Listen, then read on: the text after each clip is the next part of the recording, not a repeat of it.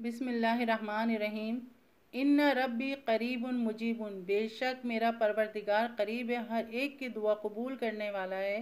अल्लाह ताला अपने बंदों की तरफ कभी ज़ाया नहीं करता। अपनी मांगी हुई दुआओं पर यकीन रखें, वो रहमान है, रद्द नहीं करेगा इंशाअल्लाहुल अज़ीज़।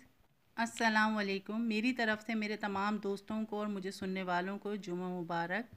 अल्लाहुम्मा सल्ली अला सय्यदना मुहम्मदिन व अला आलि मुहम्मद। मेरा आज का टॉपिक है दुआ। बहुत ही खूबसूरत और बेहद मुनफरिद और गौर व फिक्र करने वाला मौजू है। दुआ को इतना ना जाने कि बस नमाज़ पढ़ी और दुआ मांग ली और बस, नहीं, ऐसा नहीं है। ये किसी मुश्किल या किसी परेशानी के वक्त दुआ मांगी दोस्तों, दुआ आप और आपके रब ताला का आपस में बहुत खूबसूरत कनेक्शन है। बहुत से दोस्त यही कहते हैं कि दुआ कबूल ही नहीं होती, क्या ऐसा है? नहीं जनाब, ऐसा बिल्कुल भी नहीं है। ऐसा सोचना भी पता है गलत है। मेरा रब अल्लामुल गुयूब है, वो तो दिलों में छुपी और दबी हुई हर दुआ से, हर बात से वाकिफ़ है। वही तो सच्ची मोहब्बत करने वाला है। उसकी मोहब्बत हर मोहब्बत पर हावी है, हर मोहब्बत पर भारी है। सच्ची और बेलौस मोहब्बत वही तो करता है। औरत को सिन्फ़े नाजुक कहा जाता है, और जब उसी औरत को माँ का मुकाम अता किया जाता है तो वही एक कमज़ोर औरत ताकतवर माँ बन जाती है। चलें, औरत तो फिर अशरफुल मखलूक है।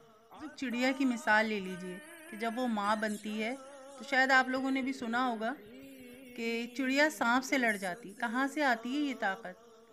तो जनाब, जो ज़ात एक नाजुक सी चिड़िया को माँ बनाकर इतनी ज़्यादा ताकत भी अता कर देती है, तो सोचें कि उसकी मोहब्बत कितनी ताकतवर होगी। जब एक माँ अपने बच्चों से इतनी मोहब्बत करती है तो अल्लाह रब्बुल इज़्ज़त कुरान पाक में फरमाते हैं कि मैं अपने बंदों से 70 माओं से ज़्यादा मोहब्बत करता हूँ। सुभान अल्लाह। अल्लाह पाक अपने प्यार का, अपनी मोहब्बत का इजहार कर रहे हैं, और हम कितने लापरवाह हैं, कितनी गफलत में हैं कि हम कुरान पाक को खोल कर भी नहीं देखते। अल्लाह हमें माफ़ फरमाए। तो हम कैसे कह सकते हैं या सोच सकते हैं कि वो हमारी दुआएं नहीं सुनेगा? हमारी सोच ही गलत है। उस सोच को बदलें, अपने रब पर यकीन रखें।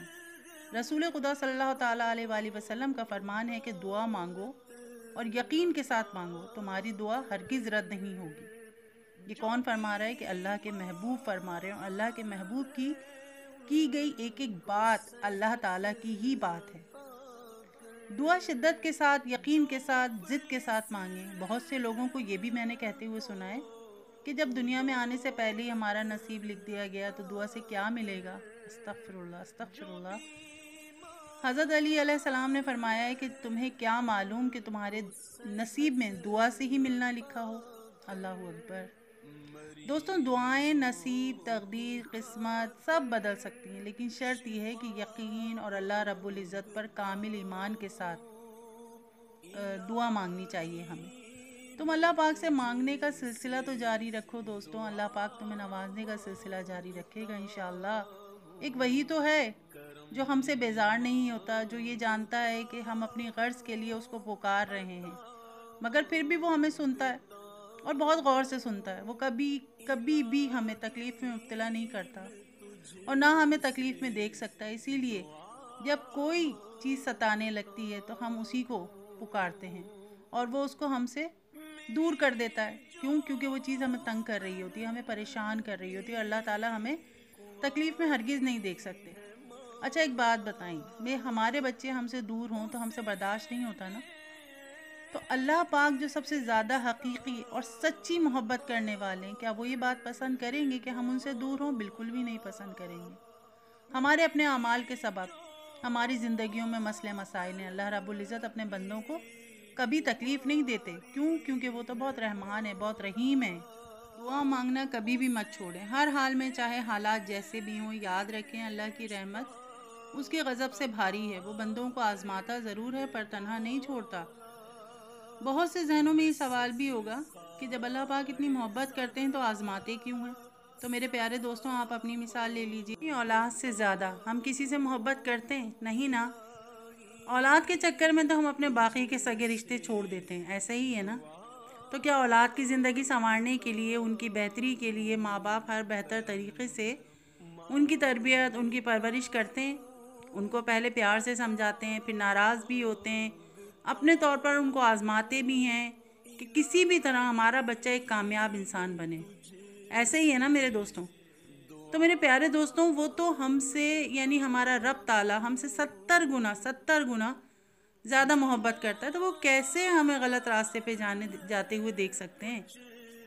اچھا، میری ایک دوست نے مجھ سے ایک وقت کو کہا تھا کہ وہ یہ کہتی تھی کہ میں کبھی کبھی کہتی تھی کہ اتنی دعائیں مانگتی ہوں مگر کوئی بھی قبول نہیں ہوتی. کیوں نہیں ہوتی قبول؟ تو وہ کہتی ہے کہ میں غلط تھی، میری دعائیں قبول ہوتی تھیں پر میں نے کبھی غور ہی نہیں کیا، میں نے کبھی محسوس ہی نہیں کیا. اب جب محسوس کرتی ہوں، غور کرتی ہوں، اس کی رحمتیں، اس کی برکتیں، تو ہر دعا قبول ہوتی ہے، محسوس ہوتی ہے. اور جب دعا قبول ہوتی ہے میرا اس ذات باری تعالیٰ پر یقین اور پکا ہوتا چلا جاتا ہے. سبحان اللہ. اور میں آپ کو اپنا بتاؤں کہ اب سے 4 سال پہلے کچھ ایسا ہوا کہ مجھے یقین اور توکل ہو گیا اس بات پر کہ اللہ ہر کام میں، ہر بات میں اللہ پاک کی کوئی نہ کوئی مصلحت ہوتی ہے. ورنہ ایسا ہوتا تھا کبھی کبھار کہ میں بھی کبھی کوئی کام نہیں ہوتا تھا، کوئی چیز ادھوری رہ جاتی تھی تو میں بہت ٹینشن لیتی تھی، چڑچڑی بھی ہو جاتی تھی. مگر کچھ ایک واقعہ ایسا ہوا کہ اس واقعے کے بعد سے وہ دن ہے اور آج کا دن ہے، میرا ایمان ہے، میرا یقین ہے کہ ہر بات پر، ایک بات پر، کسی کام کے نہ ہونے پر اللہ رب العزت کی ہر بات میں مصلحت ہوتی ہے. اس ذات سے زیادہ اچھا اور بھلا بہتری ہمارے لیے کوئی نہیں کر سکتا، ہم خود بھی نہیں کر سکتے، کیونکہ وہ ہم سے زیادہ ہم سے محبت کرتا ہے. ہم خود اپنی ذات سے اتنی محبت نہیں کر سکتے، کسی اور سے کیا کریں گے؟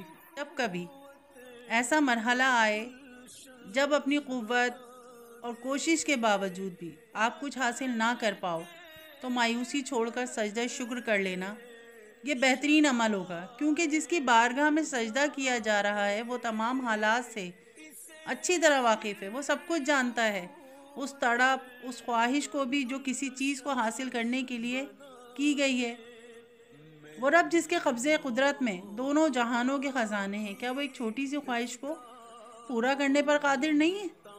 بے شک وہ ہر چیز پر قادر ہے، ناممکن کو ممکن کرنے پر قدرت رکھنے والا ہے. بس وہ آپ کی مانگی ہوئی کوئی چیز نہ دے تو یقین رکھیں کہ اللہ پاک نے آپ کے لیے کچھ بہترین سوچ رکھا ہے، کیونکہ بہترین انہی کو ملتا ہے جو بہت خاص ہوں اور اللہ پاک کے لاڈلے ہوں.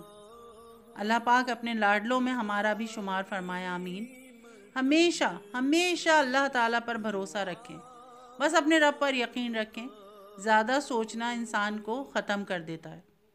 بس دعا کریں اور سب کچھ اپنے رب پر چھوڑ دیں. جو اتنی بڑی کائنات میں رنگ بھر سکتا ہے، اسے ہم نظر نہیں آتے؟ کیا اسے ہماری بے بسی نظر نہیں آتی؟ کیا ہمیں ایسا لگتا ہے کہ وہ ہمیں بے یار و مددگار چھوڑ دے گا؟ کیا وہ ہماری زندگی بے رنگ رہنے دے گا؟ بس اپنے رب العالمین پر یقین رکھیں، بلکہ یقین کامل رکھیں. انشاءاللہ وہ ہماری زندگی بھی ہمارے پسندیدہ رنگوں سے بھر دے گا. وہ آپ کی میری ہر دعا پر کن فرما دے گا انشاءاللہ العزیز. خدا تعالیٰ سے محبت کی بنیاد شدت نہیں، تسلسل ہے. تھکا دینے والا تسلسل، روٹین جیسا تسلسل، اور یہی ہمارا اصل امتحان ہے. آپ کو معلوم ہے کہ معجزے کیسے ہوتے ہیں؟ معجزے اپنی دعاؤں پر یقین اور دعائیں قبول کرنے والے پر توکل کرنے سے ہوتے ہیں. ہم درد کا سجدہ زمین پر کرتے ہیں اور اس کی صدا، ہمارا جو سجدہ ہوتا ہے زمین پر، اس کی صدا 7ویں آسمان تک جاتی ہے. سبحان اللہ.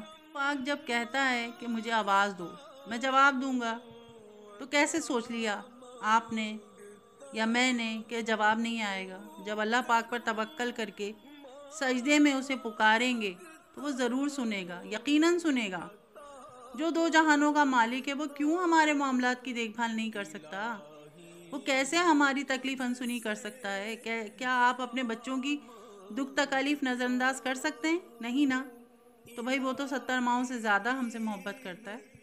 آپ دیکھیں گے آپ کا اللہ اور اللہ پر توکل کیسے آپ کا نصیب سنوار دے گا، اور آپ کی اداس آنکھیں اللہ پاک کا شکر کرتے نہیں تھکیں گی.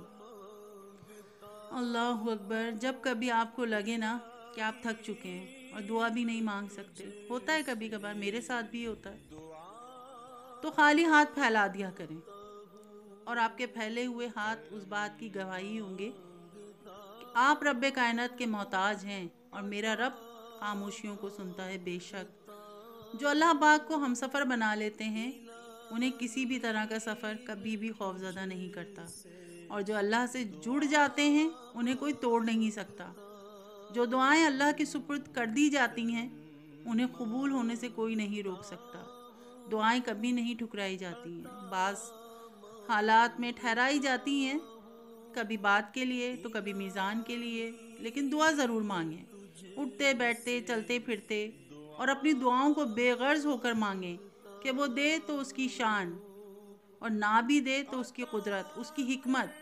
کیونکہ میرے رب کی ہر بات میں حکمت ہے، میرے رب تعالیٰ کی کوئی بھی بات حکمت سے خالی نہیں ہے۔